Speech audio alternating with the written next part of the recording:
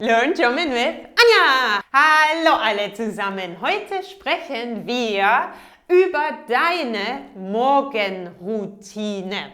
Die Morgenroutine ist das, was du jeden Morgen machst. So, los geht's! Hier sind 6 Bilder und 6 Sätze. Und die englische Übersetzung ist darunter. Also es ist einfacher für dich.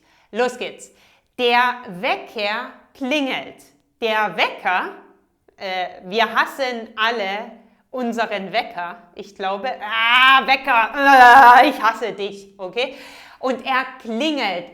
Brrr, klingeln. Du kannst zum Beispiel auch sagen, mein Telefon klingelt. Brrr, oh, hallo, es klingelt. Dann, ich stehe auf. Oh, ich stehe auf. Du kannst zum Beispiel auch sagen, danach stehe ich auf. Und du siehst, das Verb stehe ist in der zweiten Position. Danach stehe ich auf. Oh, okay. Dann, ich dusche. Ich dusche. Oder du kannst auch sagen, ich gehe duschen. Also, du bist im Bad und dann, ich gehe duschen und dann duschst du. Okay? Dann das nächste. Ich ziehe mich an. Oder du kannst auch sagen, du ziehst dich an. Du ziehst dich an. Er zieht sich an und so weiter. Das sind reflexive Verben. Wir sprechen darüber in einem anderen Video. Das nächste. Ich frühstücke. Ich frühstücke.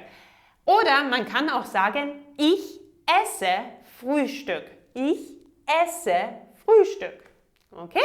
Und das letzte, ich putze mir die Zähne. Putzen bedeutet eigentlich etwas, das ist putzen, ja? Ich putze die Pflanze, putzen. Das bedeutet etwas sauber machen. Und die Zähne ist das. Ich putze mir die Zähne. Okay? Und Singular von Zähne ist der Zahn. Der Zahn und die Zähne. Alles klar. Jetzt bitte schreibe 3 Sätze über deine Morgenroutine. Zum Beispiel kannst du sagen, ich stehe jeden Tag um 7 Uhr auf. Wow. Danach dusche ich. Danach dusche ich. Und dann putze ich mir die Zähne. Dann putze in der zweiten Position. Verb ist in der zweiten Position. Dann putze ich mir die Zähne. Okay? Super, alles klar. Das ist alles für heute und das Bild ist auch auf meinem Instagram und auf meinem Facebook, Learn German with Anja, und auch auf meiner Webseite. Okay? Dankeschön und tschüss!